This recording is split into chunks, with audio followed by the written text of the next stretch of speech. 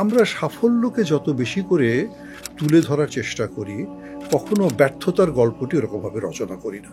আমি ব্যক্তিগতভাবে মনে করি যে কোনো জায়গায় যদি উপরে উঠতে হয়, তাহলে সেটার জন্য লিফট ব্যবহার না, সিঁড়ি ব্যবহার করা উচিত। যে কোনো উদ্যোক্তা যে কোনো জায়গাতে আমি যদি মনে করি যে করবো, তাহলে আগে তাকে জ্ঞানটা অর্জন করতে হবে। এখানে নিজেদের শিক্ষাগত যোগ্যতা কিংবা নিজেকে ট্রেন আপ করে স্কিল করার পাশাপাশি মার্কেট যে মেকানিজম এখন কাজ করছে, এটা কি কোনোভাবে আপনি এটা কন্ট্রিবিউট করতে পারেন স্যার? এগ্রিকালচার খামারের ক্ষেত্রে আমি একটি নীতির কথা বলি, সেটি 3 অক্ষরের একটি শব্দ, স্টে অন ফার্ম। আপনি নিয়ত আপনার প্রোডাকশন স্ট্র্যাটেজিকে চেঞ্জ করতে পারবেন, বিকজ আপনি নিজেই এখানে ইনভলভ, যেটা নাকি বড় বড় খামারিরা পারবেন না। বড় খামারি থাকবে, ছোট খামারিও থাকবে। বড় খামারি স্কেল অফ ইকোনমিক্স দিয়ে লাভবান করবে, আপনি ক্রিয়েটিভিটি দিয়ে লাভবান হবেন। যে সরকারের একটা সিস্টেম তৈরি করা দরকার, যে কি কি ইন্ডিকেটরের উপর বেস করে সে বুঝতে পারবে যে এই লোকটাকে ঋণ দেওয়া যায়। ঋণটাকে তারা সেল করছে না, তারা মনে করছে ঋণটা তারা করুণা করে দিচ্ছে। এই অ্যাটিটিউডটার পরিবর্তন করা দরকার। মানে আমাদের দেশে কৃষি উদ্যোগটা গড়ে না ওঠার পেছনে আমার কাছে মনে হয় এটা অন্যতম বড় কারণ স্যার, কৃষকদের কোনো সম্মান নেই। সম্মানিত লোককে যদি কেউ সম্মান না দেয়, তাহলে আমি মনে করি যে দিল না, এটা তার সীমাবদ্ধ না। বরং কৃষক নিজেই সম্মানিত, নিজের কাজের দ্বারা সম্মানিত। সে একজন গৌরবান্বিত মানুষ। প্রত্যেকটা মানুষ যতদিন পর্যন্ত মানুষ না হবে, ততদিন পর্যন্ত আমরা প্রকৃতিকে, পরিবেশকে রক্ষা করতে পারবো না এবং আমাদের জীবনকে সুন্দর করতে পারবো না। একটি নাম, একটি ইতিহাস। রেজাউল করিম সিদ্দিক বাংলাদেশের একজন প্রখ্যাত কৃষি ও গণমাধ্যম ব্যক্তিত্ব।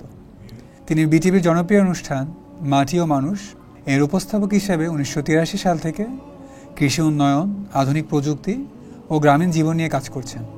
কৃষি গবেষণা, জৈব চাষ ও কৃষকদের সমস্যা নিয়ে তার কাজ দেশে কৃষি খাতে উল্লেখযোগ্য অবদান রেখেছেন।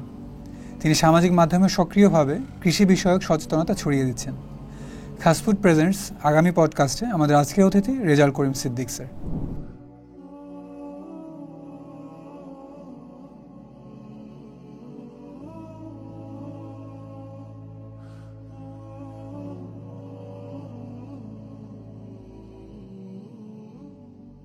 আসসালামু আলাইকুম রহমতুল্লাহ। কৃষি এক মহৎ পেশা। কৃষি উদ্যোক্তা হয়ে এসেছেন অনেকেই, বাট হারিয়ে গেছেন কালের গর্ভে। তাদের সফলতা গল্পগুলো আমাদের চোখের সামনে আসে, কিন্তু ব্যর্থতার কথাগুলো হারিয়ে যায়। কৃষকদের ইকোসিস্টেম নিয়ে আজকে কথা বলবো আমাদের আগামীর পডকাস্টে। আসসালামু আলাইকুম স্যার। স্যার কেমন আছেন? জি, ভালো আছি স্যার। অসংখ্য ধন্যবাদ আমাদের পডকাস্টে আসার জন্য। আপনাদেরকে ধন্যবাদ আমাকে ডাকার জন্য। এটা স্যার একটা ব্যক্তিগত তৃপ্তির জায়গা, মানে আপনার সামনে বসে আমি কথা বলতে পারছি কৃষি নিয়ে, এটা আমার জন্য আসলে স্যার অন্যরকম একটা প্রাপ্তি। আমি বুঝতে পারবো না স্যার আসলে। ধন্যবাদ আপনাকে। স্যার, কৃষি নিয়ে যে কোনো ডকুমেন্টারি করা যায়, কোনো প্রামাণ্যচিত্র স্যার বানানো যায়, এটা মাটি আর মানুষ না দেখলে কখনো চিন্তা করতে পারতো না স্যার। 83 থেকে আপনার জার্নি শুরু মাটি আর মানুষ নিয়ে, অলমোস্ট 40 ইয়ার্স প্লাস হয়ে গেছে স্যার। আপনার অভিজ্ঞতা ঝুলি থেকে যদি আমাদের কিছু শেয়ার করতেন স্যার, এই কৃষি উদ্যোক্তা, কৃষি ইকোসিস্টেম, আপনার অভিজ্ঞতা থেকে স্যার। খুবই ছোট করে যদি বলি, আসলে গল্প তো 40 বছরের বেশি সময়, আপনি নিজেই বললেন যে 40 বছরের গল্প তো আর মানে খুব সহজে শেষ করা যায় না। আমি তখন বিশ্ববিদ্যালয়ের ছাত্র। আমাকে যখন বাংলাদেশ টেলিভিশন থেকে অফার দেওয়া হলো যে আপনি আমাদের তাদের একটা পরিকল্পনা ছিল যে এগ্রিকালচারের উপরে তারা একটা প্রোগ্রাম করবেন, প্রোগ্রামটা চলছিল, আগে থেকেই চলছিল। আমি শুরু করেছি এটা বললে ভুল হবে। তো কিন্তু নিয়মিতভাবে এটাকে একটু পরিকল্পিতভাবে উপস্থাপন করার কথা যখন তারা বললেন, আমি 1983 সালের জানুয়ারি মাসে এটার সাথে যুক্ত হলাম এবং তখন থেকে এটা করে যাচ্ছি। প্রথমে এটা ছিল শুধুমাত্র সাক্ষাৎকার নির্ভর, তারপরে এখানে কিছু ম্যাগাজিন উপাদান যুক্ত করা হয়েছিল, পরবর্তীতে প্রামাণ্য যুক্ত করা হয়েছে। একটা এক্সপেরিমেন্টের মধ্য দিয়ে আমরা এই জার্নিটা করেছি এবং ধীরে ধীরে এটা কিন্তু একটা স্ট্যান্ডার্ড দাঁড়িয়েছে। এখন বাংলাদেশে যদি বলেন যে টেলিভিশন চ্যানেলগুলো যে কৃষি প্রোগ্রাম করে, কোনোটাই কিন্তু এই কাঠামোর বাইরে না। অর্থাৎ বাংলাদেশ টেলিভিশন যে কাঠামোটি তৈরি করেছে, সেই কাঠামোর মতো করেই কিন্তু এখন বাংলাদেশের অন্যান্য চ্যানেলগুলো কৃষি অনুষ্ঠান করছে। মানে ওটাই বাংলাদেশ টেলিভিশনের অ্যাচিভমেন্টের জায়গা বা আমাদের অ্যাচিভমেন্টের জায়গা। কারণ আমরা যেটা স্ট্যান্ডার্ড তৈরি করেছি, ওই স্ট্যান্ডার্ডটাই সকলে অ্যাটেইন করার চেষ্টা করে। তো এটাই গল্প আর কি। আর গল্প তো আসলে কখনো সরকারি পর্যায়ের গল্প আছে, কখনো বেসরকারি পর্যায়ের গল্প আছে, উদ্যোক্তা তৈরির গল্প আছে। আপনি যেটা বলেছেন, আমি যখন বিশ্ববিদ্যালয়ের ছাত্র, এর প্রোগ্রামটা যখন শুরু করি, আমাকে আমার বন্ধুরা অনেকে একটু মানে লজ্জা দিত আর কি, যে তুমি ঢাকা ইউনিভার্সিটিতে পড়াশোনা করে এখানে তুমি এই উচ্চুঙ্গা লেদা পোকা এগুলো নিয়ে অনুষ্ঠান করতে স্যার আসছেন। কোন ডিপার্টমেন্টে ছিলেন? আমি ব্যবস্থাপনা বিভাগের ছাত্র, ম্যানেজমেন্টের ছাত্র। ফাইন্যান্সে আচ্ছা, ফাইন্যান্সের ছাত্র। তো আমি বলছি যে দেখো ভাই, আমরা তো এই উচ্চুঙ্গা লেদা পোকা তো আমাদের সমাজের মধ্যেও আছে, আমি ফসলের উচ্চুঙ্গা লেদা পোকাটাকে দূর করতে পারি কিনা এটা একটু চেষ্টা করে দেখি আর কি। সমাজের ভেতর যে উচ্চুঙ্গা লেদা পোকা আছে এগুলোকে তো আমি কিছু করতে পারবো না, একা করা সম্ভব না। তো যাই হোক, ওই হাসি ঠাট্টার মধ্য দিয়েই আর কি। বাট যখন নাকি এটা আমি করতে শুরু করলাম এবং ধীরে ধীরে আরও অনেকেই যুক্ত হলেন, অনেকেই এখানে আসলেন, আমার বন্ধুরা যখন নাকি আজকে এই মানে আমি তো আমার পড়ন্ত বেলা যদি এভাবে বলি, আমার বন্ধুরা যারা সেদিন ছিলেন তারাও কিন্তু খুব প্রথিতযশা ব্যক্তি, কেউ সচিব হয়ে রিটায়ার করেছেন, কেউ মন্ত্রী হয়েছেন, তারাও পরবর্তীতে আমাকে বলেছেন যে তুমি রাইট ট্র্যাকে ছিলে, আমরা অনেকেই ঠিক ট্র্যাকে ছিলাম না। তো এটাই হচ্ছে গল্প, মানে গল্পটা এখানেই যে আজ পর্যন্ত কেউ কখনো এরকম বলে নাই যে তুমি 43টা বছর নষ্ট করেছো, এটা কেউ বলে নাই। এটাই সাফল্য আমি মনে করি, এবং এই সাফল্য নিয়েই আমি চলি আর কি। আর আমি যে কথাটা বলতে চাইছিলাম যে আপনি প্রথমে যে শোটা শুরু করেছেন যে উদ্যোক্তা, আসলে কৃষিতে উদ্যোগ নেওয়া যায় এটি কিন্তু মাটিও মানুষই সর্বপ্রথম দেখিয়েছে। মাটিও মানুষই প্রথম মুরগির খামার করতে উৎসাহিত করেছে, মাটিও মানুষই সর্বপ্রথম মাছের খামার করতে উৎসাহিত করেছে, বাণিজ্যিক খামার।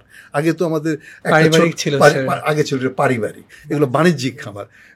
মানে যদি বলেন শাকসবজি, বাড়ির আঙিনার শাকসবজি মাঠে নিয়ে যাওয়া, এটাও কিন্তু মাটিও মানুষই প্রমোট করার চেষ্টা করেছে। সো আমরা যদি বলি যে উদ্যোগ, কৃষি উদ্যোগগুলোর পেছনে আমরা নিশ্চয়ই একটা ছোট অনুঘটকের কাজ করেছি, মানে ঘটকারের কাজ করেছি। সবটা আমরা করেছি এটা দাবি করা যাবে না, করেছে সরকারি ডিপার্টমেন্ট, করেছে বিভিন্ন বেসরকারি সংস্থা বা ভালো ভালো উদ্যোক্তা, তারাও করেছেন। আমরা এগুলোকে উৎসাহিত করার চেষ্টা করেছি সবসময়, এটুকুই বলতে পারি। এখন যে দেখা যাচ্ছে কৃষি উদ্যোক্তার ক্ষেত্রে আর কি স্যার, অনেকে অনেক মানে বিপুল আগ্রহ নিয়ে আসছে নিরাপদ কৃষির ক্ষেত্রে স্পেশালি স্যার। বাট আসার পরে না মানে ভালো ভালো প্রফেশন থেকে আসতেছে স্যার। বাট প্রফেশন থেকে এসে যে প্রফেশন থেকে চলে আসছে, যে সুইচ করলো, স্যাক্রিফাইসটা করলো, কৃষিতে এসে স্যার সেই পরিমাণে সম্মানও পাচ্ছে না, তার যে লিভিং যেটা স্যার সেটাও অ্যাচিভ করতে পারতেছে না। একটা সময় তো তারা ঝরে পড়তেছে আসলে স্যার, টিকে থাকতে পারতেছে না। এটা আমাদের জন্য একটা বড় চ্যালেঞ্জের বিষয়। আমাদেরও কিছু সীমাবদ্ধতা আছে। আমাদের যারা টেলিভিশনে আমরা যারা প্রোগ্রাম করি, সংবাদপত্রে যখন আমরা রিপোর্ট তৈরি করি, আমরা সাফল্যকে যত বেশি করে তুলে ধরার চেষ্টা করি, কখনো ব্যর্থতার গল্পটি ওরকমভাবে রচনা করি না। ব্যর্থতার গল্পটি রচনা না করার কারণে যেটা হয়, নতুন যে উদ্যোক্তাটি আসেন তিনি কিন্তু সাফল্যটাকে তার চোখের সামনে দেখতে পান, আর ব্যর্থতাটি তার মনোজগতে একটু মাত্র টোকা দেয় না। সেখানে তিনি যখন পা ফসকে যায় তখন কিন্তু তার আর দাঁড়ানোর স্কোপ থাকে না, এবং এটাই হচ্ছে বড় চ্যালেঞ্জ। আমি ব্যক্তিগতভাবে মনে করি যে কোনো জায়গায় যদি উপরে উঠতে হয় তাহলে সেটার জন্য লিফট ব্যবহার না, সিঁড়ি ব্যবহার করা উচিত। যে লিফট দিয়ে হঠাৎ করে একসাথে উপরে ওঠার কাজ কৃষি না। কৃষিতে কিন্তু ধীরে ধীরে স্তরে স্তরে ওঠার চেষ্টা করতে হবে। কেউ যদি গরুর খামার করতে চান, আমি তো সবসময়ই বলি আগে একটা দিয়ে শুরু করেন, আগে 2টা খামার ঘুরে আসেন, আগে 5টা করেন, একসাথে 50টা করেন না। কেউ যদি মুরগির খামার করতে চায়, আমি তাদেরকে যেমন বলি, ব্যক্তিগতভাবে বলি, আগে একটা ব্রয়লারের খামার করেন, ব্রয়লার করে আগে মাংস উৎপাদনটা শেখেন, 45 দিন 40 দিন এর মধ্যে তারপরে ধীরে ধীরে আপনি লেয়ারে যান। অর্থাৎ আপনাকে সবসময় ছোট থেকে শুরু করতে হবে। আপনি যদি বড় বড় উদ্যোক্তাদের গল্প বলেন, প্যারাগনের মতো প্রতিষ্ঠান, তারা গরুর খামার দিয়ে শুরু করেছে, ছোট 16টি গরু দিয়ে। আমি এই প্রোগ্রাম আমি স্টোরি করেছি, আমি কভার করেছি। তারা আজকে 100 কোটি টাকা ইনভেস্ট করেছে, কিন্তু তারা কিন্তু একদিনে এই 100 কোটি টাকা ইনভেস্ট করেনি। সো যে কোনো উদ্যোক্তা যে কোনো জায়গাতে আমি যদি মনে করি যে করব, তাহলে আগে তাকে জ্ঞানটা অর্জন করতে হবে, তার ট্রেনিংটা নিতে হবে, তাকে পরিষ্কার করে জানতে হবে যে প্রত্যেকটা স্তর। কৃষি একটি বিজ্ঞান ভিত্তিক পেশা, এটা মনে রাখতে হবে। মানে আপনার বীজ অঙ্কুরোদ্গম হবে না উপযুক্ত যদি সে মাটি পানি বা পরিবেশ না পায়। গরু কিন্তু মারা যাবে যদি সঠিক খাবার আপনি না দেন, মাছ কিন্তু তার ঠিক মতো গ্রোথ হবে না যদি প্রপার খাবার আপনি না দেন। তাহলে বিজ্ঞানসম্মতভাবে যদি আপনাকে চাষাবাদ বা এগ্রিকালচার না করেন, তাহলে আপনি কি তার কাছ থেকে সেই প্রত্যাশাটাই পাবেন? অতএব সেই জায়গাটাতে আপনাকে বিজ্ঞানটা জানতে হবে, এবং তার জন্য দরকার প্রশিক্ষণ, তার জন্য দরকার নিজে ছোট ছোট এক্সপেরিমেন্ট করা। দরকার পড়লে আপনার একটা খামার আছে, আপনার খামারের পাশে আমি 2 মাস বসে থাকবো, আপনি কীভাবে করেন আমি দেখবো, দেখে তারপরে এসে আমি নিজেরটা করব। এই কাজটি আমরা করি না। তবে এটাও ঠিক যে অনেকে আছেন, যেমন বড় বড় সেল কোম্পানিতে চাকরি করেছেন, সেখান থেকে চাকরি ছেড়ে দিয়ে এসে গরুর খামার করেছেন এবং তিনি সাকসেসফুল হয়েছেন। অর্থাৎ এখানে কিন্তু বোঝা যায় যে তারা হয়তো নীরবে নিভৃতে নিজেদের পড়াশোনার কাজটা ঠিকমতো করে নিয়েছেন, কিংবা একজন ভালো এক্সপার্ট লোককে তিনি ধরে রাখতে পেরেছেন যে নাকি তার খামারটিকে দেখাশোনা করেছে। অর্থাৎ কোনো না কোনোভাবে আপনাকে সাফল্যের মালাটা গাঁথতে হবে। তার জন্য আপনার একটা চমৎকার সুই লাগবে, চমৎকার একটু সুতা লাগবে এবং চমৎকার কিছু জ্ঞান লাগবে। সবগুলোকে দিয়েই কিন্তু আপনি সাফল্যের মালাটি গাঁথতে পারবেন। এখানে নিজেদের শিক্ষাগত যোগ্যতা কিংবা নিজেকে ট্রেন আপ করে স্কিল করার পাশাপাশি স্যার মার্কেট যে মেকানিজম এখন কাজ করছে, এটা কি কোনোভাবে আপনি এটা কন্ট্রিবিউট করতে পারেন স্যার? সব কিছুর ক্ষেত্রেই আমি বলি যে খামারের ক্ষেত্রে, এগ্রিকালচার খামারের ক্ষেত্রে আমি একটি নীতির কথা বলি, সেটি 3 অক্ষরের একটি শব্দ, স্টে অন ফার্ম। খামারে অবস্থান করো। আমি কখনো অন্য জায়গায় থেকে আমার খামারকে লাভজনক করতে পারবো না।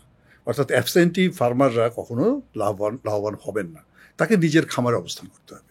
এখন নিজের খামারে আপনি কি বলবেন যে 24 ঘন্টা অবস্থান করবেন? বড় বড় খামারিরা, আপনাকে সিস্টেমটাকে আগে তৈরি করতে হবে।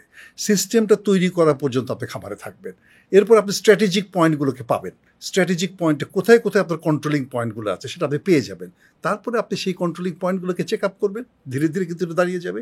সো আপনি বিজনেস ম্যানেজমেন্টের কাজটা যেভাবে করেন সেভাবে স্ট্র্যাটেজিক পয়েন্টগুলো কিন্তু আপনার ঠিক রাখতে হবে যে কোনো খামারের ক্ষেত্রে। সো আমি মনে করি প্রথমে আপনি খামারে অবস্থান করেন, অবস্থান করে নিজে আগে সমস্ত কিছুর আদ্যপান্ত আগে বুঝে নেন, তারপরে আপনি যেখানে খুশি সেখানে থাকেন, আপনার খামার কিন্তু লাভজনকভাবে পরিচালনা করতে পারবেন। আর মার্কেটিংয়ের কথা যেটা আপনি বলছেন, এটা তো খুব ইম্পর্টেন্ট জায়গা। পৃথিবীটা চলছে মার্কেটিংয়ের ইয়েতে, মার্কেট ড্রিভেন প্রোডাকশন সিস্টেমের কথা আমরা বলি। মার্কেট কত বড় মিষ্টি কুমড়া চায়? মার্কেট কি ছোটোটা চায় না বড়োটা চায়? সেটা তো আপনাকে জানতে হবে। সেই অনুযায়ী তো আপনাকে যাত্রা নির্বাচন করতে হবে। মার্কেটে কোন সাইজের গরু বেশি বিক্রি হবে সেটা আপনি নিজেই জানেন, যে কোন সাইজের গরু বড়টা যায় না বেশি যায়, না ছোটোটা বেশি যায়, মধ্যবিত্ত ক্রেতা বেশি নাকি উচ্চবিত্ত ক্রেতা বেশি। তাহলে আপনি কার জন্য উৎপাদন করছেন তার জন্য উপযুক্ত যাত্রী আপনাকে নির্বাচন করা, উপযুক্ত ফসলটি নির্বাচন করা, উপযুক্ত ক্যাটেলটি নির্বাচন করা এবং সেই অনুযায়ী তাকে তৈরি করা। আপনি যদি মার্কেট ড্রিভেন প্রোডাকশন সিস্টেম তৈরি করতে না পারেন, আপনি তো আধুনিক যুগ, আপনি যদি উদ্যোক্তা হয়ে থাকেন তাহলে আপনি আধুনিক মানুষ। আপনি তো অন্যদের মতো একেবারে লেখাপড়া কিছুই জানেন না এরকম কোনো মানুষ তো না। সো আপনাকে ওই মডার্ন নলেজটিকে সাথে নিয়ে আপনাকে পরিকল্পনা করতে হবে। আর আপনি সেরকম পরিকল্পনা না করলে পরি উড়ে যাবে, কল্পনা থেকে যাবে, আপনার খামার লাভজনক হবে না। আমাদের জন্মের রেকর্ড আছে, আমাদের মৃত্যুর রেকর্ড নাই। সো আমাদেরকে অবশ্যই জন্মের রেকর্ড রাখতে হবে, মৃত্যুর রেকর্ডও রাখতে হবে, মৃত্যুর কারণটা কি সেটা জানতে হবে এবং সেই অনুযায়ী আমাদেরকে এগোতে হবে। সেটাই হলে ভালো উদ্যোক্তা তৈরি হবে। এখানে একটা প্রাসঙ্গিক কোশ্চেন আর কি স্যার, অনেক ক্ষেত্রে যেটা দেখা যায়, আমি পার্সোনালি নিজে ফেস করছি আর কি স্যার, বড় বড় কোম্পানির ক্ষেত্রে তারা যে পরিমাণ ইকোনমিক্স স্কিল অ্যাচিভ করতে পারে, প্রাইসিং দিয়ে বিট করতে পারে, ছোটো উদ্যোক্তা যারা স্যার তারা তার সেটা পারে না। তাদের কস্টিং যে ফ্রেমওয়ার্ক থাকে সেটাও বেশি পড়ে যায় এবং মার্কেট তার সাথে বিট করতে পারে না। এক্ষেত্রে আপনি কী মনে করেন? দুটো জিনিসের আপনি যেটা বলেছেন সেটা খুবই সত্যি কথা, যে স্কেল অফ ইকোনমিক্স তো একটা ফ্যাক্টর। যে আপনি যারা বড় সাইজের করেন তারা নিজেরা খাদ্য উৎপাদন করেন, তারা নিজেরা বাচ্চা উৎপাদন করেন, এন্ড টু এন্ড সিস্টেম তারা নিজেরা হ্যাঁ, তাদের জন্য অনেক রকমের সুবিধা। কিন্তু ক্ষুদ্র উদ্যোক্তাদের জন্য বা মাঝারি উদ্যোক্তার জন্য একটি বিষয় আছে, দ্যাট ইজ কল ক্রিয়েটিভিটি। তারা কিন্তু সৃজনশীলতা দিয়ে তার প্রোডাক্টটিকে একটু ডিফারেন্টলি তৈরি করতে পারেন। কারণ ওনারা কিন্তু অনেকটা কারখানার মতো প্রোডাক্ট তৈরি করেন, কিন্তু তারা কিন্তু ইন্ডিভিজুয়াল ক্যাটেলকে বা ইন্ডিভিজুয়াল প্রোডাক্টকে ক্রিয়েটিভিটির সুযোগ খুবই কম স্যার তাদের ক্ষেত্রে। কিন্তু আপনি যখন ইন্ডিভিজুয়ালি কাজ করছেন আপনার কাছে কিন্তু ক্রিয়েটিভিটির সুযোগ আছে। আপনি কিন্তু সেই ক্রিয়েটিভিটি দিয়ে আপনি কিন্তু চিন্তা করতে পারেন যে আমি ক্যাপসিকাম কোনটা করব, লালটা করব, হলুদটা করবো, আচ্ছা নতুন একটা নীল পাওয়া গেছে, আমি নীলটা কালেক্ট করব। তাহলে আপনি লাল, নীল, হলুদ একটা রেইনবো ম্যানেজমেন্ট করে আপনি ওরকমভাবে যদি আপনি ক্যাপসিকামটা করেন তাহলে আপনি কিন্তু অন্যের চেয়ে একটু বেটার করতে পারবেন। আমার কাছে মনে হয় যে আপনি নিয়ত আপনার প্রোডাকশন স্ট্র্যাটেজিকে চেঞ্জ করতে পারবেন, বিকজ আপনি নিজেই এখানে ইনভলভ, যেটা নাকি বড় বড় খামারিরা পারবেন না। তো বড় খামারি থাকবে, ছোট খামারিও থাকবে। বড় খামারি স্কেল অফ ইকোনমিক্স দিয়ে লাভবান করবে, আপনি ক্রিয়েটিভিটি দিয়ে লাভবান হবে। এই পয়েন্টটা খুবই ভালো বলছেন স্যার, মানে খুব বলতে খুব ভালো। আরো একটা পয়েন্ট অ্যাড করেন না স্যার? না, আমি আমার কাছে যেটা এটাই মনে হয় যে দেখেন আমাদের দেশে ছোট ছোট অনেক খামারি আছে যারা খুব চমৎকার করে লাভবান হচ্ছেন। আমাদের কাছে অনেক সুন্দর সুন্দর গল্প আছে, আমরা অনেকের খামারে যাই, আমরা দেখি যে এরকম যে দেখা যাচ্ছে যে বাউকুল করে আমি লাভবান হচ্ছিলাম, হঠাৎ করে দেখা গেল যে মার্কেট পড়ে যাচ্ছে, মানে বাউকুলের বাজার এখন আগের মতো থাকছে না, ফাট করে সে বলসুন্দরী বাউকুলকে চেঞ্জ করে বলসুন্দরী লাগিয়ে দিল। এবং এটা কিন্তু খুবই সম্ভব, কারণ কুল গাছে সামান্য একটু গ্রাফটিং করলে পারেই জাতটা পরিবর্তন হয়ে যাচ্ছে।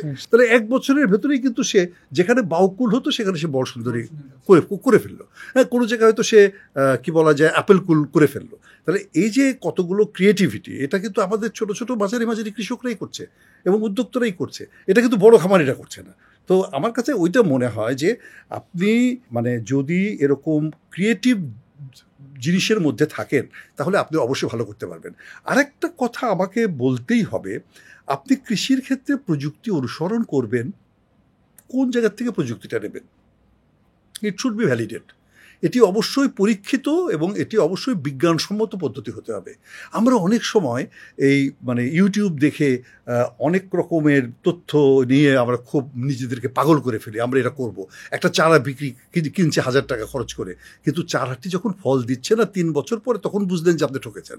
তার আগে কিন্তু আপনি বুঝতেও পারছেন না আপনি ঠকেছেন কিনা। সো আপনাকে অবশ্যই জেনুইন জায়গাগুলোর থেকে টেকনোলজিটা নিতে হবে এবং আপনাকে সবসময় চেষ্টা করতে হবে যারা মানে সরকারি বেসরকারি যারা নামি দামি কোম্পানি সোর্সগুলো আছে এবং ইনফরমেশনের সোর্সটাও কিন্তু আপনাকে ওইভাবেই সিলেক্ট করতে হবে। যে হঠাৎ করে একজন একটা ইউটিউবে একটা জিনিস দিয়ে দিল যে ভাই এখানে একটা কমলার দাম লাখ টাকা, বা একটা কমলার বাগান করে উনি এরকম কোটি টাকা উপার্জন করে ফেলছেন, আপনি সমস্ত কিছু জমি জমা বিক্রি করে দিয়ে কমলার বাগানই করতে চলে গেলেন। এটা করতে গেলে বোকামি হবে। আপনাকে যথেষ্ট পরীক্ষা নিরীক্ষা করে এবং বিজ্ঞানসম্মতভাবে চাষাবাদ করতে চাইলে যারা জানেন তাদের কাছ থেকে তথ্য নিয়ে উপাত্ত নিয়ে তারপরে কাজটা করতে হবে। স্যার সেটার জন্য আমার মনে হয় আমরা জাতিগত হিসেবে অনেক লোভিত স্যার, আসলে লোভ দেখছি অনেক লাভ হবে, ঝাঁপ দিয়ে পড়ে গেছে। সেটা তো একটা প্রবণতা আমাদের ভিতরে আছে, আমরা লাভ করতে গিয়ে লোভটা বেশি করে। এখানে আমার কাছে একটা কথা, মানে কীভাবে নেবেন স্যার জানি না, বড় বড় উদ্যোক্তাদের ক্ষেত্রে আর কি স্যার, যারা কিনা কমার্শিয়ালি করছে, তাদের কাছে ফান্ডিং যতটুকু অ্যাক্সেসিবল আর কি স্যার, ব্যাংক ফাইন্যান্স বলেন যেটাই হোক, তাদের কাছে যতটুকু স্যার সহজলভ্য, যারা কিনা একদম মাঠ পর্যায়ে যারা স্যার আছে, তাদের কাছে এই ফান্ডগুলো অ্যাভেল করা খুব কঠিন হয়ে যায়। বড় একটা প্রতিষ্ঠান চাইলে এসএমই ফান্ড, ছোটো ছোটো ফান্ড খুবই কম ইন্টারেস্টে তারা নিতে পারতেছে, কিন্তু ছোটো একজন উদ্যোক্তা স্যার, সে ঘুরে সে এনজিওর কাছে যাচ্ছে, চড়া সুদে টাকা নিচ্ছে, এইটা সে কীভাবে ম্যানেজ করবে স্যার? আসলে এইটার একটা কতগুলো জায়গাতে কিছু সমস্যা তো অবশ্যই আছে। আমাদের যে মানে মূলধনের প্রাপ্যতা, মানে মূলধন সংগ্রহ করার ক্ষেত্রে আমাদের আসলে এনজিও নির্ভরতা তুলনামূলকভাবে একটু বেশি, এবং তার কারণ হচ্ছে কৃষিতে একটু বেশি এবং কৃষিতে বেশি, কারণ তারা কাগজপত্র দেখে না, তারা ব্যক্তিগত সম্পর্ক দেখে না, তারা আপনি আজকে চাইলেন কালকে তারা টাকা দিয়ে দিচ্ছে, কিন্তু পরের দিন থেকেই আবার তাদের যে সুদে আসলে যে গোনা শুরু হয় সেটা অবশ্য অনেক উদ্যোক্তার জন্য, খামারির জন্য সেটা আসলে লাভজনক হয় না। ব্যাংকগুলোতে কিন্তু আসলে কিছু স্কোপ আছে, কিন্তু ব্যাংকগুলোর সমস্যা হচ্ছে কি, ব্যাংকগুলো কখনো ক্ষুদ্র ফিন্যান্সিংয়ে খুব বেশি ইন্টারেস্টেড হয় না। তারা চায় বড় বড় জায়গায় বড় বড় ইনভেস্টমেন্ট একবারে করবে, একসাথে তার কোটা পূরণ করবে আর কি। যদিও বাংলাদেশ ব্যাংকের একটা নিয়ম আছে যে সেন্ট্রাল ব্যাংক বলেছে যে তোমাদের যে কৃষি ঋণ বা উদ্যোক্তাদের ঋণ তার একটা বড় পার্সেন্টেজ তোমাদেরকে ডাইরেক্টলি দিতে হবে, এবং সেটা তারা ডাইরেক্টলি দেওয়ার জন্য বলে, কিন্তু অধিকাংশ ক্ষেত্রেই দেখা যায় ব্যাংকগুলো এই ডাইরেক্টলি দেয় না, তারা আসলে হোলসেল ক্রেডিট করে। অর্থাৎ একটা ইনস্টিটিউশনকে একসাথে 50 কোটি টাকা দিয়ে দিল, ওই ইনস্টিটিউশন 50 কোটি টাকা হয়তো 50 জনের বিভিন্ন জনের ভিতরে বিতরণ করে দিল, এবং এটা করেই তারা তাদেরকে টার্গেটটা ফিল আপ করে, বাংলাদেশ ব্যাংকে একটা হিসাব নিকাশ দিয়ে দেয়। তবে ইদানিংকালে কিছু কিছু ব্যাংক শুরু করেছে, তারা মানে কৃষি উদ্যোক্তাদেরকে কিছু কিছু ঋণ দেয়, 5 লাখ 10 লাখ 15 লাখ 20 লাখ এরকম ঋণ আছে। আমরা এরকম কিছু কিছু ঋণের খবর জানি, কিছু কিছু জায়গায় সাকসেস আছে, তবে এটা খুবই লিমিটেড। এটাকে আমি বলবো না যে মানে খুবই মানে খুব মানে বেশি উদাহরণ এটা বলা যাবে না। তবে এই ক্ষেত্রে বাংলাদেশ ব্যাংককে আরও অনেক বেশি সহজ নীতিমালা তৈরি করতে হবে এবং বাণিজ্যিক ব্যাংকগুলোকে বাধ্য করতে হবে যাতে তারা এই কৃষি ঋণ বা উদ্যোক্তাদের জন্য সহজ শর্তে ঋণটা বেশি করে দেয়, এবং এইটার একটা নজরদারি জবাবদিহিতা এটা আসলে তৈরি করা খুবই দরকার। আমি ব্যক্তিগতভাবে অনেকগুলো ব্যাংকের সাথে কাজ করেছি, বা এখনও কিছু কিছু ব্যাংকের সাথে আমি কাজ করি। তারা হয়তো বলে যে আসলে আমরা তো উদ্যোক্তাদেরকে চিনি না, এটা একটা বড় চ্যালেঞ্জ, এবং তাদের তো আবার বিশেষ করে সরকারি ব্যাংকের বাইরে প্রাইভেট ব্যাংক যেগুলো আছে তাদের আবার অতখানি ব্যাপক স্টাফও নাই যে তারা আপনার ঘরে গিয়ে একটু দেখে আসবে যে আপনার আসলে বাড়ি ঘরটা ঠিক আছে কিনা, আপনি আসলে গরু পালন করতে পারবেন কি পারবেন না, এটাও একটা চ্যালেঞ্জের বিষয়। তাহলে একটা সিস্টেম সিস্টেম আমাদের তৈরি করা দরকার, যে সরকারের একটা সিস্টেম তৈরি করা দরকার যে কি কি ইন্ডিকেটরের উপর বেস করে সে বুঝতে পারবে যে এই লোকটাকে ঋণ দেওয়া যায়, এবং সেই ইন্ডিকেটরগুলোকে মানে যদি তারা মিট করতে পারে বা সেই জিনিসগুলোকে যদি মিট করতে পারে তাহলে হয়তো তারা সহজেই লোনটা পাবে। আর এখন ন্যাশনাল আইডির উপরে বেস করেই কিন্তু 5 লাখ টাকা লোন নেওয়া যায়। এখন কিন্তু জমি জমা বন্ধক দিতে হয় না, 10 লাখ 20 লাখের জন্য কিন্তু কোনো জমি জমা বন্ধক দিতে হয় না। এটা কিন্তু আমাদের অনেক ক্ষেত্রে জানেও না। এই জায়গাগুলোতে আমাদের একটু ট্রেনিং দরকার, এবং সেখানে ব্যাংকারদেরকে ইনভলভ করা দরকার, যে উদ্যোক্তাদের জন্য প্রশিক্ষণ এবং তার সাথে ব্যাংকারদের ইনভলভমেন্ট, যাতে ব্যাংকিং রুলস রেগুলেশন কী আছে সেটাও যেন আমাদের উদ্যোক্তারা জানতে পারে। তাহলে তারা ওই যে বেশি চড়া সুদে যে ঋণ নেওয়াটা, সেই চড়া সুদে ঋণের জন্য তারা যাবে না, তখন তারা ব্যাংকের কাছেই যাওয়ার চেষ্টা করবে। আমরা অনেকগুলো চেষ্টা করেছি। আমি ব্যক্তিগতভাবে একটি প্রজেক্টে কাজ করতে গিয়ে আমি অনেক কৃষককে সরাসরি ব্যাংকের সাথে লিঙ্কেজ করিয়ে দিয়েছি, যেখানে তারা 2 লাখ 5 লাখ টাকাও লোন পেয়েছে ব্যাংকের থেকে সরাসরি, এবং কেউ 20 লাখ 25 লাখ টাকাও লোন পেয়েছে। এটা হচ্ছে এই সেন্সে যে কৃষিক্ষেত্রে সে একটা জেনুইন উদ্যোক্তা, এইটুক প্রমাণটাই হচ্ছে শুধুমাত্র যথেষ্ট। এরপরেই ব্যাংক তাদেরকে ঋণ দিয়েছে। তবে এটা ঠিক যে সব ব্যাংক এই কাজ করছে না, সকলেরই এরকমভাবেই ভালো উদ্যোক্তা খোঁজা দরকার। এবং ঋণটাকে তারা সেল করছে না, তারা মনে করছে ঋণটা তারা করুণা করে দিচ্ছে। এই যে অ্যাটিচিউডটার পরিবর্তন করা দরকার। ঋণটা সে সেল করবে, ঋণ একটা প্রোডাক্ট, সেই প্রোডাক্টটাকে সে সেল করবে একজন উদ্যোক্তার কাছে। এই দুইজনের যে মানে লেনদেনের যে জায়গাটি, এই জায়গাটিকে আমরা তৈরি করতে পারলে আমার কাছে মনে হয় উদ্যোক্তাদের অনেক সমস্যার সমাধান হয়ে যাবে। এইখানে একটা ক্ষেত্রে স্যার, যে লাস্ট যেটা এটা বলেন মার্কেট এক্সপ্লোর করার ক্ষেত্রে আর কি স্যার, আমাদের যে কৃষি উদ্যোক্তা যারা আছেন অধিকাংশ ক্ষেত্রে আমাদের স্যার সিন্ডিকেটাতে স্ট্রং, মানে লোকাল পর্যায়ে থেকে যারা থাকে স্যার, কমিশন যারা থাকে নিয়ে আসবে, কারণ বাজারে নিয়ে আসবে। এই স্যার যে চেইনটা, যে সিন্ডিকেটটা, এটার বাইরে যে কোনো কাজ করার সুযোগ আছে স্যার আপনার কাছে কি মনে হয়? একেবারে সুযোগ নেই তাও কিন্তু না। মানে মুশকিলটা হচ্ছে কি জানেন, যে আপনি যখন নাকি একটা প্রোডাক্ট তৈরি করবেন, আপনি মনে করেন এই ঝামেলা আমার করার দরকারটা কি ভাই, আমার নয় 2 টাকার লাভ কম হইলো, আমি একজন ফরিয়াকে দিয়ে দিলাম। মানে এটা আপনি এই ঝামেলাটা নিতে চান না। আবার এভাবেই কিন্তু ফরিয়া শ্রেণী বলেন বা মাঝখানে যে পাইকার মধ্যস্বত্ব তৈরি যে হয়, এটা তো এমনি এমনি তৈরি হয় না, তো আমাদেরই কারণেই হয়। একজন মহাজন তাকে একটা হিউজ পরিমাণ টাকা দিয়েছে যে তুমি আমাকে 40 মণ লেবু কিনে দাও। সে তো বাড়ি বাড়ি ঘুরতেছে, কোনো জায়গা থেকে 10 কেজি, কোনো জায়গা থেকে 20 কেজি, সে করে করে সে নিয়ে আসতেছে। ও মনে করছে আমি 5 কেজি নিয়ে বাজারে যাব, আমি 20 কেজি নিয়ে বাজারে যাব, তার চেয়ে বাড়ির উপর থেকে নিয়ে যাচ্ছে, আচ্ছা ঠিক আছে 2 টাকা নয় আমি কবেই দিলাম। মানে এরকমভাবেই কিন্তু মধ্যস্বত্বভোগীর যে রক্ত সঞ্চালন বলেন বা খাদ্য সঞ্চালন বলেন ওইভাবে হয়। কিন্তু আমার কাছে যেটা মনে হয়, যেটা ফার্মার্সদের গ্রুপ তৈরি করা উচিত, ক্লাস্টার তৈরি করা উচিত। তারা একসাথে যদি একত্রিত হয়, তারা একসাথে ইনপুট কিনবে, তারা একসাথে আউটপুট বিক্রি করবে, তারা একসাথে সার্ভিস পারচেস করবে, তারা একসাথে অর্গানাইজ হবে, কোন জায়গায় বার্গেনিং করার দরকার হলে বার্গেনিং করবে। এই মেথডটাকে আমার কাছে মনে হয় কাজে লাগানো দরকার। কেউ কোঅপারেটিভের কথা বলেন, কেউ সোশ্যাল বেসড কোম্পানির কথা বলেন, যাই হোক না কেন, যেটাই হোক না কেন, ক্লাস্টার হওয়া দরকার। আমি এরকম ক্লাস্টার দেখেছি, যেমন ধরেন বাংলাদেশে দেখছেন, বাংলাদেশ বাঙালি করবে ক্লাস্টার, হ্যাঁ বাঙালি ক্লাস্টার করে কাজ করবে না, সেটা তো অবশ্য আমাদের। আমি সিলেটের টিটাগড়ে আমি একটা জায়গায় দেখেছি 150 ফ্যামিলি পুরোটাই হচ্ছে ক্যাটেল ফার্মিংয়ের সাথে জড়িত। তারা দুধ উৎপাদন করছে এবং তারা গোবরকে সার উৎপাদন করছে, তারা ওখান থেকে ফ্যাটেনিং করে সেটাকে গরু মানে কোরবানির জন্য তৈরি করছে বা এমনি মাংসের জন্য তৈরি করছে। ওইখানে দুধের যারা বিক্রেতা, তারা ওখান থেকে সে দুধ কিনে নিয়ে যায়, তারা রেট নির্ধারণ করে, আজকে আমাদের দুধের রেট এত টাকা। আচ্ছা, তাহলে ওইখান থেকে এরকম এক্সাম্পল আছে, এরকম এক্সাম্পল আছে।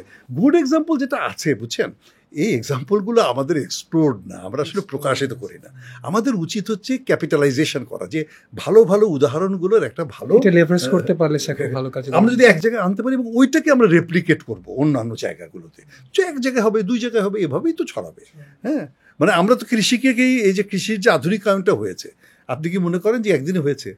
আপনি বোকার ফসল পোকায় খায়, এই স্লোগানটা আমরা 1960 সাল থেকে দিয়েছি।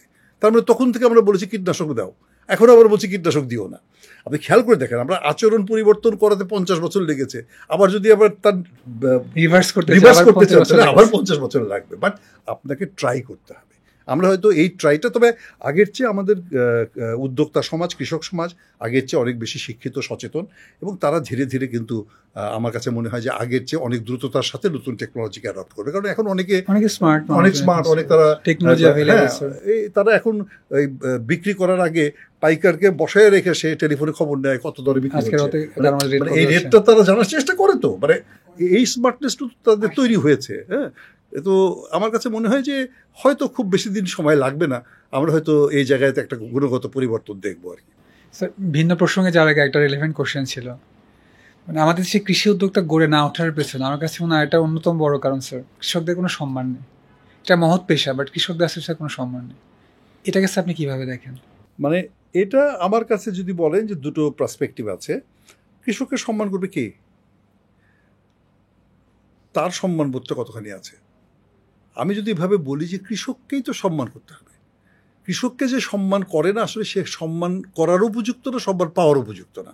আমি তো অসম্মানিত লোকের কাছ থেকে তো সম্মান আমি কৃষকদেরকে দিতে চাই না। আমি কৃষককে সম্মানিত করতে চাই সম্মানিত লোকের কাছ থেকে, এবং সে জায়গাগুলোতে হয়তো কিছু ঘাটতি আছে, কিন্তু আমি মনে করি যে গণভাবে যে কৃষককে সম্মান করবে এটা আমাদের প্রত্যাশা করাটাও ঠিক না। বরং কৃষক নিজেই সম্মানিত, নিজের কাজের দ্বারা সম্মানিত। সে একজন গৌরবান্বিত মানুষ। কী জন্যে? রৌদ্রে তিনি পড়েন, বৃষ্টিতে তিনি ভেজেন, শীতে তিনি জর্জরিত হন, বজ্রপাতে তিনি নিজের জীবন দেন, এবং তিনি খাদ্য উৎপাদন করেন এই দেশের 18 কোটি মানুষের জন্য, 20 কোটি মানুষের জন্য। সম্মান তো তারই পাওয়ার উপযুক্ত। যারা তাকে সম্মান করে না তারাই অসম্মানিত ব্যক্তি। তাদের উচিত তাদের সম্মানের ডেফিনেশনটাকে নতুন করে ঠিক করা। আমি মনে করি কৃষক অবশ্যই সম্মানিত ব্যক্তি।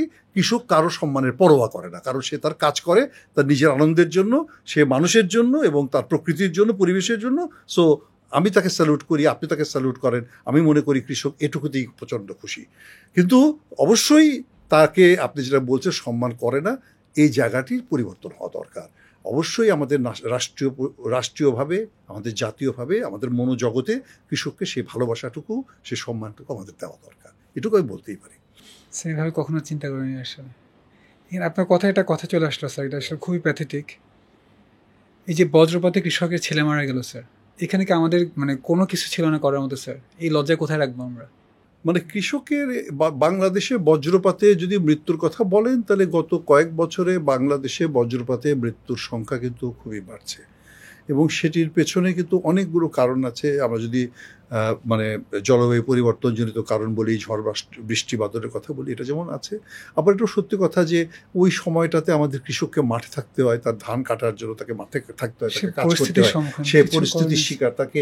কিন্তু আমরা কি যথেষ্ট পরিমাণ শেল্টার তৈরি করে, আমরা কি বজ্রপাত নিরোধক বিভিন্ন রকমের ডিভাইস স্থাপন করে তাদের জীবনটাকে হ্যাঁ, যদি ঝড় বাদল আসতেছে সে একটা জায়গায় একটু দাঁড়ালো, এরকম কোনো জায়গা তো নাই। একটা বজ্রপাত নিরোধক ডিভাইস যদি একটা জায়গায় থাকতো, তাহলে কিংবা বড় বড় গাছ যদি, তাল গাছ যদি কিছু থাকতো, এগুলো তো আমরা নষ্ট করে ফেলেছি।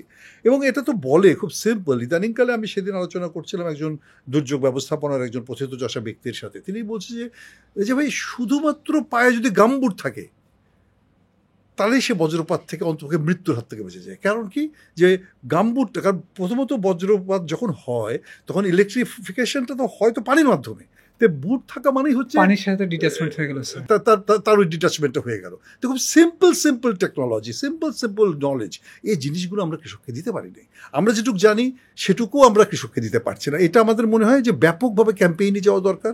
সরকারের বিভিন্ন মন্ত্রণালয়, ত্রাণ দুর্যোগ মন্ত্রণালয় সহ, কৃষি মন্ত্রণালয় সহ কৃষকের এই জ্ঞানগুলোকে দিতে হবে, এবং বজ্রপাতের সময় কী করবে না করবে। এবং আমরা এটাও জানি অন্ততপক্ষে 20 থেকে 25 মিনিট আগে বজ্রপাতের পাওয়া যায়, সাইন পাওয়া যায়। যদি সেই সাইনটা পাওয়া যায়, তাহলে আমি ওই সময়ের মধ্যে কোনো রকমের বাড়িতে ডাকাত পড়লে যখন নাকি আমি মাইক দিয়ে সবাইকে অ্যালার্ম করতে পারি, তাহলে ওই রকম সময় কি আমি কোনো অ্যালার্ম সিস্টেম চালু করতে পারি কিনা, বা ডাকতে পারি কিনা, যাতে কৃষকরা তখনই একটা নিরাপদ জায়গায় চলে যেতে পারে। তাহলে হয়তো মৃত্যুর সংখ্যা আমরা কিছু কমাতে পারতাম।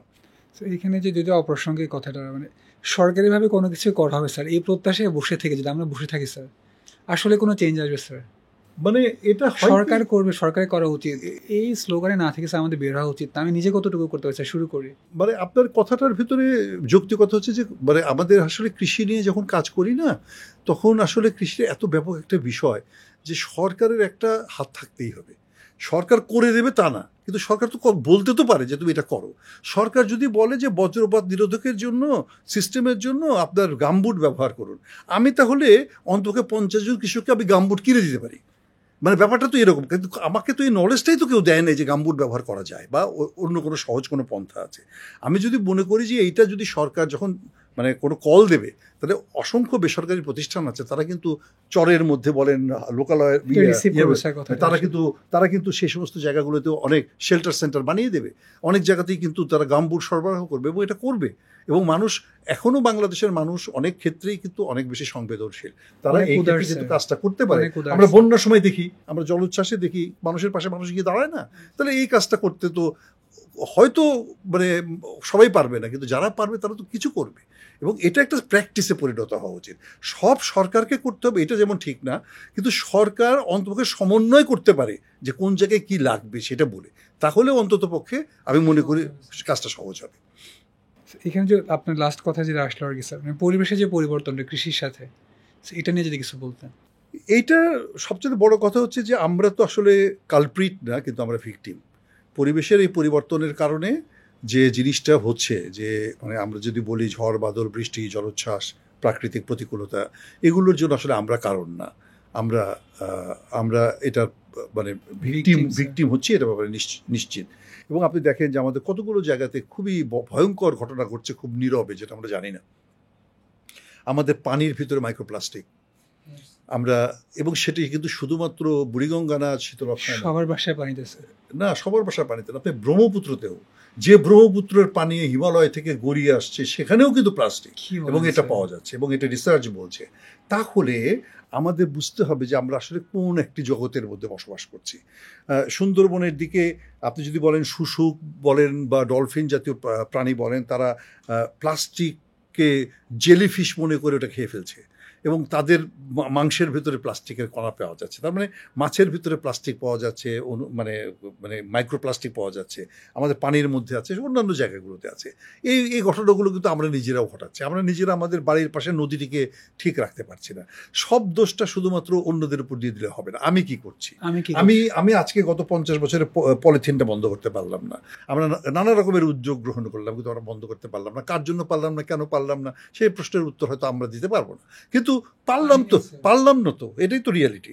আমরা এই যে মানে যে ইটিপিগুলো আমাদের বসানো হয়েছে বিভিন্ন এক্সপোর্ট প্রসেসিং জোনে, সেই জায়গাগুলোতে আমি কখনো সেগুলোকে 100% টাইম চালু রাখতে পারিনি। কেন পারলাম না সেটাও আমরা জানি। তাহলে দেখা যাচ্ছে যে আসলে আমাদের দেশটা যারা মুনাফামুখী ব্যক্তি আছেন তাদের এমন একটা কবজায় পড়ে গেছে, এবং যারা শাসনের সাথে বা পরিচালনার সাথে যুক্ত তাদের কোনো না কোনো একটা স্বার্থ এই সমস্ত জায়গায় কাজ করছে, যে কারণে আমরা সাধারণ মানুষ অত্যন্ত অসহায় হয়ে পড়ছি। তাই এই জায়গাগুলো থেকে আমাদের বেরিয়ে আসতে হবে। প্রত্যেকটা মানুষকে মানুষ হতে হবে। প্রত্যেকটা মানুষ যতদিন পর্যন্ত মানুষ না হবে ততদিন পর্যন্ত আমরা প্রকৃতিকে পরিবেশকে রক্ষা করতে পারবো না, এবং আমাদের জীবনকে সুন্দর করতে পারবো না। আয়রনি হলো স্যার, যে লোকগুলো অতিরিক্ত মুনাফার লোভে এই কাজগুলো করছে তারাও কি এটা ইম্প্যাক্ট থেকে বের হতে পারবে স্যার? তারা কি এটা ভিকটিম হবে না? এইটুকু তাদের বুঝে আসে না স্যার, যে এটা ভিকটিম তো তারা হচ্ছে। তারা ভিকটিম হবে এটা নিশ্চিত, কিন্তু তারা হয়তো বা মনে করছে যে তারা অন্য কোনোভাবে হয়তো এটাকে এস্কেপ করতে পারবে, কিন্তু আমাদের তো এস্কেপ করার কোনো পথ নেই আর কি, তাই না? আমরা তো বিদেশি হাসপাতালে চিকিৎসার জন্য যেতে পারবো না, আমাদের তো বাংলাদেশে থাকতে হবে, আমাদের তো বাংলাদেশের প্রকৃতিতেই থাকতে হবে। কেউ কেউ পানি ইম্পোর্ট করে খায়, আর কেউ কেউ হয়তো ওই ডোবার পানি খাচ্ছে। হ্যাঁ, মানে এটাই তো লাইফ আমাদের, তাই না?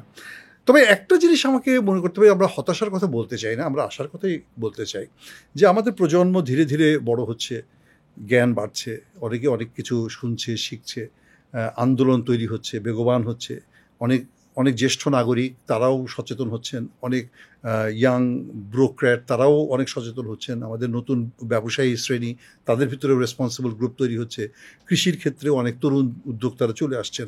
আমরা সকলে মিলে যদি একটু হলিস্টিক চিন্তা থেকে যদি কাজটা করি, ভালোটাই আমাদের খুঁজে বের করতে হবে। এবং আমি তো মনে করি যে খারাপের জন্য অনেক রকমের মানে অনেক রকমের হয়তো সুযোগ আছে, কিন্তু ভালোর জন্য সুযোগ খুব কম। তার মধ্য থেকেই ভালোটা খুঁজে বের করার চেষ্টা করতে হবে, এবং এই ভালোটাই হয়তো আমাদেরকে পথ দেখাবে সামনের দিকে। স্যার একদম লাস্টের দিকে একটা কোয়েশ্চেন করি, আপনার এই দীর্ঘ 45 বছরের ক্যারিয়ারে এমন কোনো ঘটনা আছে যেটা আপনাকে খুব বেশি নাড়া দেয়? কোনো কৃষকের কথা, কোনো ঘটনা? মানে এরকম একটা দুটো বললে আসলে কম বলা হবে, অনেক আমি ব্যক্তিগত জীবনে কৃষকের কাছ থেকে আমি খুব জেনারিক্যালি বলতে চাই যে কৃষকের কাছ থেকে যে ভালোবাসাটা আমি পাই, এটি আমাকে ব্যক্তিগতভাবে মানে আবেগপ্রবণ করে ফেলে। আমি আমার পার্সোনাল লাইফে বলি, আমি আমার বাবাকে হারিয়েছি আমার বয়স যখন 14 তখন। আর আমি কৃষকদের সাথে আছি 45 বছর ধরে, 43 প্লাস। তাহলে আপনি জাস্ট হিসাব করেন দেখি যে Almost 60, sir. আমার জীবনটা তো আসলে তাদের সাথেই। হ্যাঁ, এবং আমার বাড়িতে কোনো কৃষক আমি যখন বগুড়া যাই, আমার হাতেম আলী ভাই বগুড়ার কৃষক, সে তার গাছের কলাটা আমার গাড়িতে স্যার তুলে দেয়। বগুড়াতে কোথায় যান স্যার? আমি বগুড়াতে মানে বিভিন্ন আমার হাতেম আলী প্রোগ্রামে ভাইকে আমি চিনি, হ্যাঁ। তো সে তার কলা আমাকে না দিলে পরে সে খাবে না। হ্যাঁ, আমি যখন নাকি মানে আরেক জায়গায় যাই, সেখান থেকে হয়তো গাইবান্ধার কৃষক আমাকে তার গাড়িতে আখ তুলে দেয়। কেউ হয়তো বা এই যে আজকেও একজন কৃষক, চাটমোহরের কৃষক, সে মধু নিয়ে আসছে আমার জন্য, যে ভাই আপনার জন্য একটু মধু আনছি। তো আপনি বলেন যে এই যে ভালোবাসা, এই যে সম্পর্ক, এগুলোর কি কোনো মূল্য আছে? এগুলো কোনো কিছু দিয়ে আপনি মূল্য মানে পরিশোধ করতে পারবেন না। এই যে ভালোবাসা, এটাই হচ্ছে আমার বড় সম্পদ। এটাই আমার সবচেয়ে বড় ঘটনা, যে কৃষকের ভালোবাসাটা আমার সাথে আছে, এবং আমি অন্ততপক্ষে যে কয়দিন থাকবো তাদের জন্যই থাকবো, তাদের সাথেই থাকবো। এই যে কৃষকদের কিংবা কৃষকদের আত্মহত্যার যে বিষয়টা স্যার, এটা পাবনাতে হওয়ার পরে আমি মানে খুব ইমোশনালি ব্যাকড হয়ে গেছে আর কি। আমি কী করবো জানি না। ওই পেঁয়াজ চাষির কথা আসছিল আর কি স্যার এখানে। এটা নিয়ে আপনার কোনো কথা আছে স্যার?